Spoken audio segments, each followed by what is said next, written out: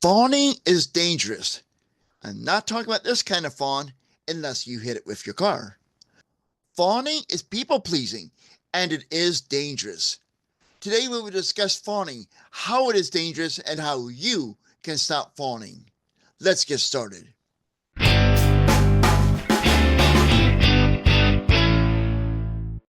Hey, Define Yourselfers, I'm Chris Mitchell from theconfidentautistic.com. If you're new to my channel, welcome. I'm an autistic adult, late diagnosed, an advocate for autistic adults, and a digital creator empowering other autistic adults and the world to embrace autism. If this resonates with you, please consider subscribing to the channel. When you do, do not forget to ring the bell to be notified of new videos and when I go live. Fawning is a traumatic response we autistics use to attempt to survive in an allistic world. Fawning is also known as please and appease response, which is why fawning is, for the layperson who's not familiar with this term, it's best compared to being a people pleaser.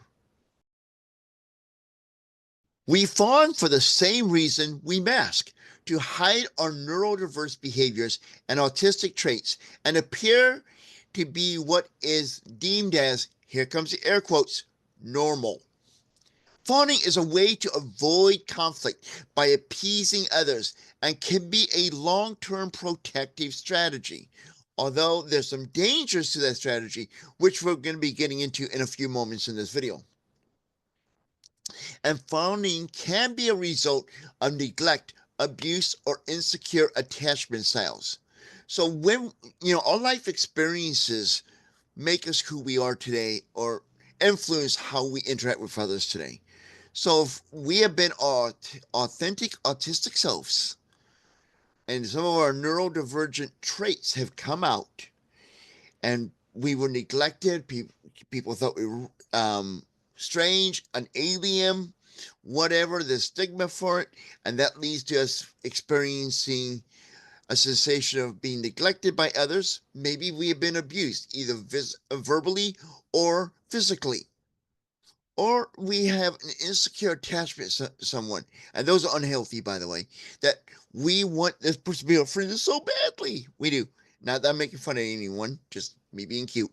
That because of that, we fawn or be a people pleaser so we don't lose that friendship, because that friendship, that relationship is so important to us. Fawning can be difficult to recognize because it is a type of appeasement. It's not always noticeable and is often misread as being in a safe state for us. I mean, we think, oh, it's nothing wrong with this. I'm feeling safe. I feel secure. I'm in my happy place. Because if I keep doing the fawning, which I don't realize I'm doing, or may not realize I'm doing, everything can be status quo. No one's going to get upset. There won't be any conflicts. I won't lose friends. And that makes us feel safe because we as autistics like things to be the same. Many of us do. And so we will get into fawning, not even realizing it. But here's some signs that you may be fawning, being a people pleaser, and not even realize it. Difficulty setting boundaries. This means I want to hit this boundary, but if I hit this boundary, I'm going to maybe push away this person in my life, or I'm going to rock the boat and there's going to be a conflict in my life. So I want to hit the boundary, but I really don't want to set that because of the fact there could be consequences. So we get stuck in that area.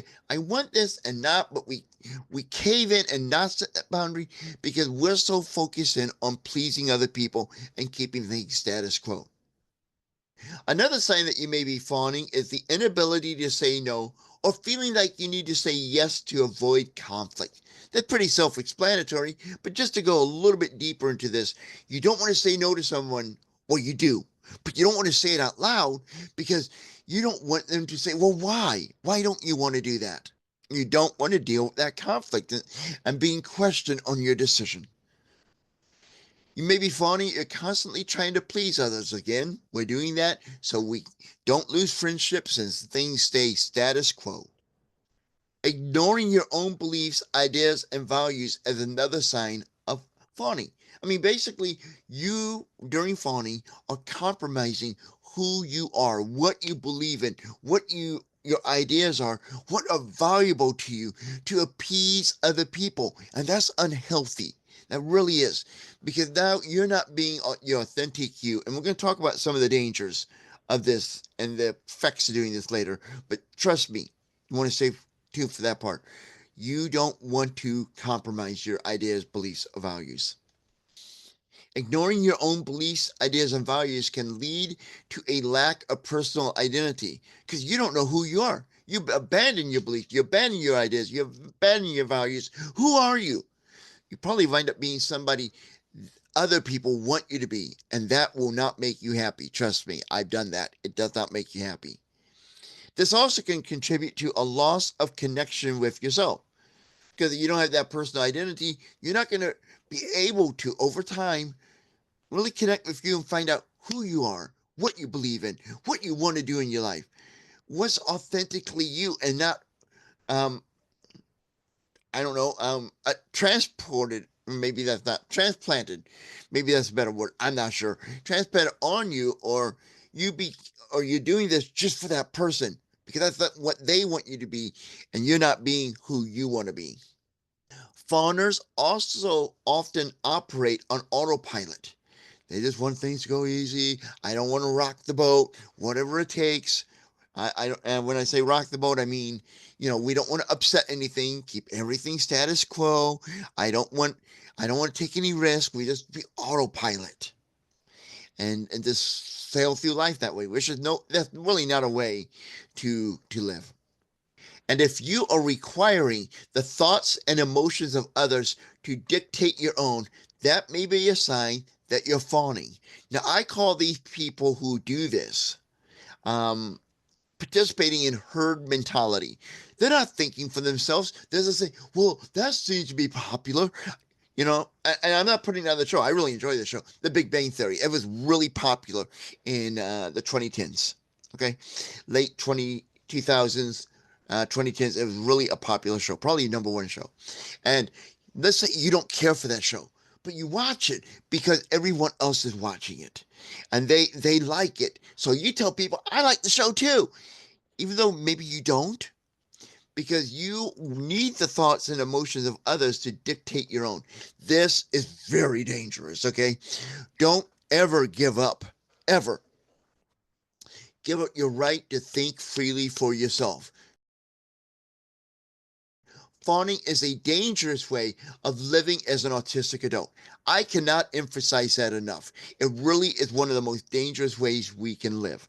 Fawning can lead to anxiety, which many autistic people, and not putting anyone down because I fall in this camp, deal with anxiety on a daily basis. And fawning can also lead to post traumatic stress disorder, PTSD. It can lead to depression. And again, I know many in our community battle depression. I'm one of them. And fawning can lead to emotional exhaustion when we're always trying to please other people or appease other people. And we're constantly doing that, constantly fawning. That's going to wear us out because we are so focused in on constantly, am I saying the right thing? Am I doing the right thing? Am I wearing the right clothing? Am I doing what people want and expect me to do? And trying to keep up with that. Oh man, you're just going to be at the end of the day, I'm so emotionally drained and you won't have any energy to do anything for yourself. Fawning can also lead to burnout, in particular, autistic burnout. Now, autistic burnout can take 3 to 6 months to fully develop, and it can take that longer to get out of it. I've done a couple of videos on autistic burnout. I have links to those in the video description. And the autistic burnout is a real thing. It's a medical condition, and you would like to try to avoid that. And that's one of the risks of fawning. It can lead to autistic burnout, which includes neglecting your personal needs. Like you may neglect anything from personal hygiene or going to work uh, and and and earning a living and having an income. Fawning can also lead to loneliness because when you try to please everybody, Often you please nobody, or at least the one person you never please is yourself. It reminds me of a line from a song by Rick Nelson, who came out, the song came out in the 1970s. And I know I'm dating myself, but it was from the song Garden Party. And I don't want to get sued by the music industry, so I won't sing. And believe me, I do not have this voice for singing. So I'm just going to pretty much tell you the lines. And in the line it said, I'm all right now. I learned my lesson well. See, you can't please everyone, so you got to please yourself. And that's the important thing. We got to stop fawning, and we're going to talk about how in a moment, because the most important person we have to please. Because if we keep trying to please other people, and I may have mentioned this point earlier, but it's important, that's why I'm probably mentioning it again. When we try to please other people, we're not being our authentic self. It's part of masking, and it's horrible, and we wind up being miserable. Fawning can also lead to a compromised sense of self. We talked about that a little bit earlier. But when we fawn so much, as I mentioned earlier, we're going to lose our identity. We're not going to know who we are, have a sense of who we are and what we believe in. That's why, one of many reasons why fawning is dangerous. Fawning can also cause us to disassociate from ourselves as a way to cope with emotions. We may get so overwhelmed by the emotions of, did that person like me? How did that person feel? That person's tone of voice was a little bit odd. What does that mean? Did I upset them? And you get so obsessed with that. The only thing you can do to take a break from it is to disassociate from yourself and to just drift away in your mind. And so you don't have to cope with those emotions, so you can escape all of that stress. And then you lose that connection with yourself. You don't want to do that. Fawning can lead to a loss of personal voice and integrity because of constantly prioritizing others' emotions and opinions over your own. Basically, I know it kind of sounds like I'm, hammering this in and repeating myself in this, but it's very important. Fawning is one of the worst things you can do for yourself. People pleasing is one of the worst things you can do for yourself because it robs you of you being you. And eventually you're a shell of who you were because you're trying to be what everyone else wants and expects of you, or at least you perceive what they want and expect of you. And it's a horrible way to live. You don't want to do that. You got to stand up for yourself. Fawning can lead to you avoiding arguments. Now, of course, this is the point of fawning. You don't want to have arguments, you want to have status quo. But there's sometimes in your life you have to engage in, either start or participate in an argument. And these are the times in your life you want to do that because you need to, at times, stand up for yourself. And when you're trying to fawn, you're going to avoid arguments, which in some cases could compromise or prohibit you from standing up for yourself. And as autistic people, we need to advocate for ourselves because nobody knows your needs better than YOU. And you got to be able to advocate. Fawning can also lead to surface level friendships that lack authenticity and depth. So you will never get past the meet and greet level of conversations or the small talk. I hate small talk. I'll do a video about that later. But here's what happened. If you're phoning, you're just going to, oh, how are you doing? And you're going to get polite answer, oh, I'm doing fine. And the other person, oh, I'm doing super. And you're never going to be able to say to somebody when they ask, how are you doing today? Today's kind of rough. And having somebody who will understand and listen to you, which could be very important. It can be a part of self care. But when you do fawn, you could be doing things that will make you feel lonely. I know we talked about it earlier, lonelier, isolated, because you are not letting friendships develop because you're too afraid to offend that person. You're so afraid you fawn, and that fawning is part of the reason you may be struggling with creating friendships because you can't get past that surface level of the friendship of just saying, how are you doing? I'm doing fine. How's the weather? Yeah, the weather's kind of warm today. Oh, that's small talk. I hate small talk. But you won't get past that if you're always fawning. Fawning can make it difficult to set and enforce boundaries, which can lead to resentment. Now, we talked about earlier one of the signs of fawning is being unable to set boundaries. And it's true because when we are fawning, we may be able to, if we're lucky, we can set a boundary, but we won't be able to enforce it. Let's say your boundary is, I don't want to go out with somebody who is into committing crimes, who's a shoplifter. But then, you know what? That person's kind of nice to me. I like having that connection. I don't want to lose that connection. Sure, they shoplift a little, but that's not all that bad. I just won't go in the store with them. We'll be fine. See, you had a boundary, but you can't enforce that because you're so obsessed about people pleasing and appeasing people, including this person who is doing something that is crossing one of your boundary lines. You will ignore that boundary and forego that boundary just so things will stay status quo, so you can have a connection in your life. I know loneliness sucks. Okay, I know that, but sometimes we have to go through a little loneliness. We need to respect the boundaries we set. We set them for a reason. We need to honor them because when we set boundaries, we're telling ourselves what we will accept and what's acceptable to us. And that is a form of self-confidence. And when we ignore our boundaries, we're damaging our own self-confidence and self-esteem.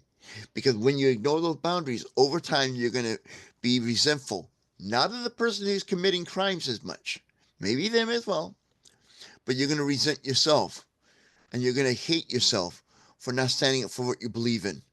And you don't want to be in that spot. Trust me, it's not a fun spot.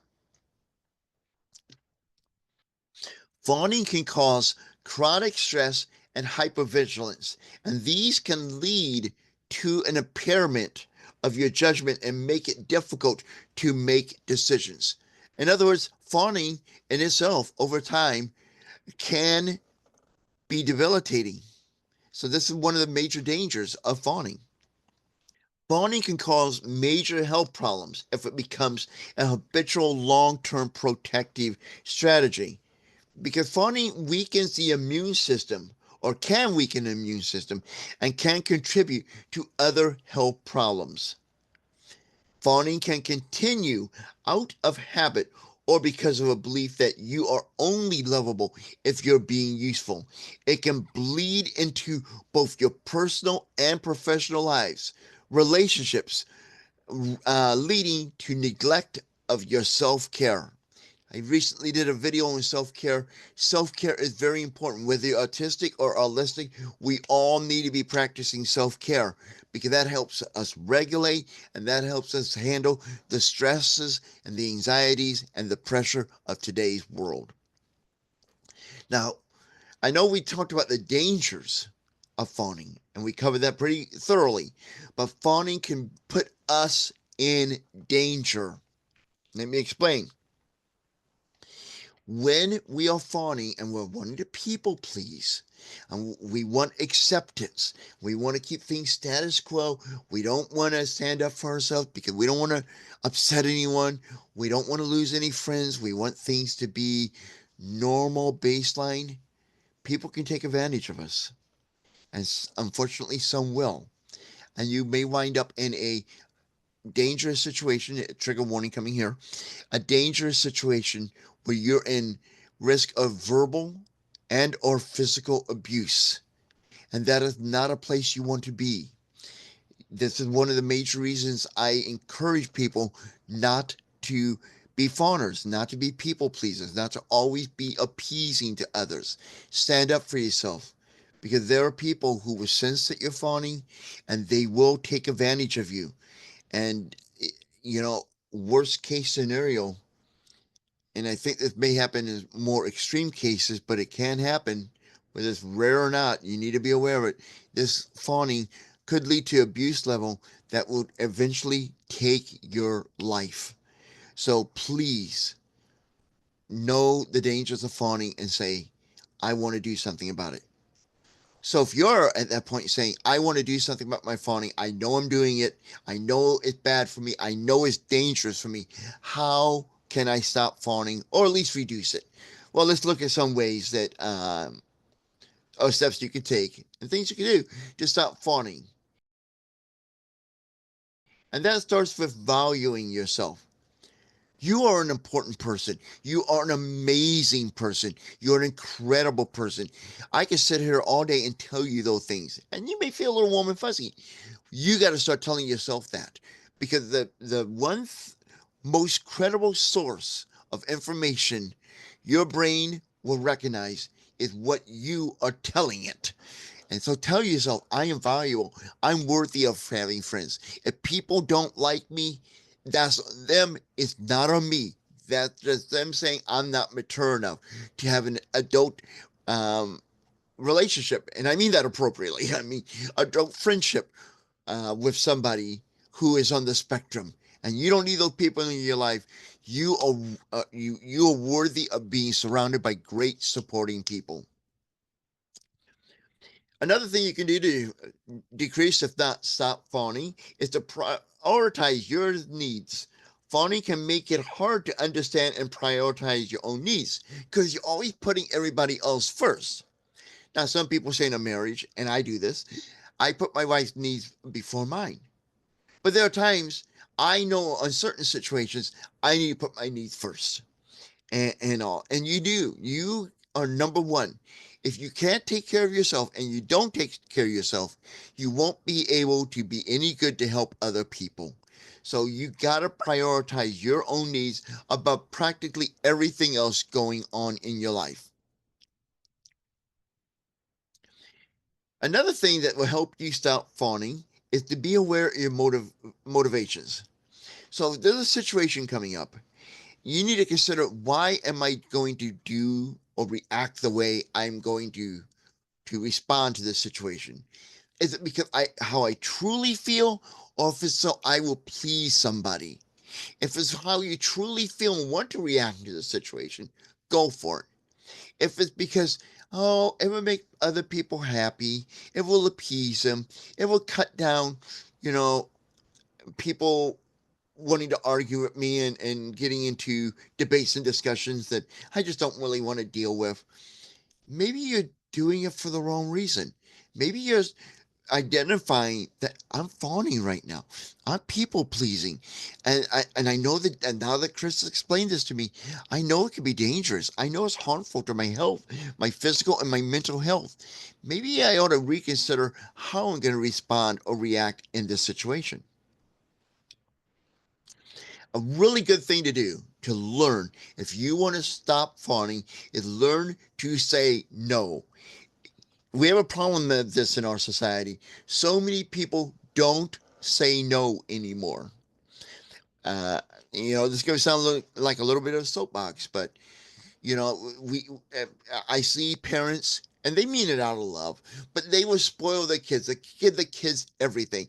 I mean, we some people have argued that we have an obesity problem with children because we let them eat at McDonald's every single day. Back in my day, McDonald's was a sometimes food or a special treat. And there have been many times I'm going to tell you guys something. If you're a parent, this is really important, and you have trouble saying no to your kids or anyone else. Okay, here's the thing. My parents, especially my mom, said no to me about so many things as a kid. No, can I go over to my friend's house? No. Can we buy this at the store? No. Can we go to McDonald's? No, no, no, no, no. I got a lot of no's in my life. I'm sure I did. Okay. I can only remember one of those no's in specific. I wanted granimals. They look so cool. You know how you can match the top and the bottom with a little cardboard? If you don't know what I'm talking about, yes, I'm dating myself. Maybe if I can find a picture of a granimal, I'll put it up here on the screen over here during post production. But I wanted them so badly. Mom, I want granimals. I want granimals. I gotta have granimals. That'd be so cool, Mom. No, no, no. And that is the only thing I remember specifically my mom said no to. So when the point of this story is, if you're a parent, don't be afraid to say no to somebody. And if you're autistic and you're fawning, don't be afraid to say no. Because people get a lot of no's. And the likelihood of them remembering you saying no and holding on to that for the rest of their lives and holding that over your head is slim. Now, obviously, there's certain things that are more likely to remember your no than others, but generally speaking, the no is not going to be a lifelong devastating moment for that person. And I think we fear that at times because for us, if we make a request and someone tells us no, it because I think it's because of our autism, we think, oh my God, they rejected us. They don't like me. And then that no really hurts. And we don't like that thing. And we don't want to do that to anyone else because of the way we see things. See, I believe we view the world in the lens of how we react to the world.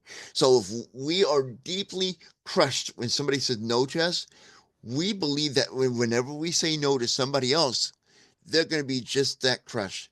Well, we don't like being deeply crushed. So we are assuming that nobody else will like that. So we avoid saying no so we don't hurt their feelings and lose that person as a friend. And that's part of fawning. But you got to learn to say no and stand up for what you believe in. It's okay. They will get over it. And if they don't, that's their problem, not yours. I hope this video has been very helpful and beneficial to you. And now it's your turn. Share your thoughts about this video. Share your experiences with fawning or how you broke that habit of people pleasing. And if you have an idea for a topic you'd like me to cover on a future video, put that in the comments as well. Or you can join the conversation in my new Facebook group, Autistic Adults Embracing Autism. And a link to that group is in the video's description. Now, before we go, I'd like to ask you a real quick favor. Can you please help us grow our channel? And when I say us and our, I'm talking about you and me. Because if it wasn't for you watching this video, I would be sitting here talking to myself. And I do not need to do any more of that than I normally do because that's one of my stems. So please like, comment, and share this video. And when you do, YouTube knows it's a great video and they will tell more people. And we can help more autistic adults embrace their autism. So until next time, I am the Confident Autistic, thanking you for taking time to watch this video and reminding you now is the time for you to embrace your autism.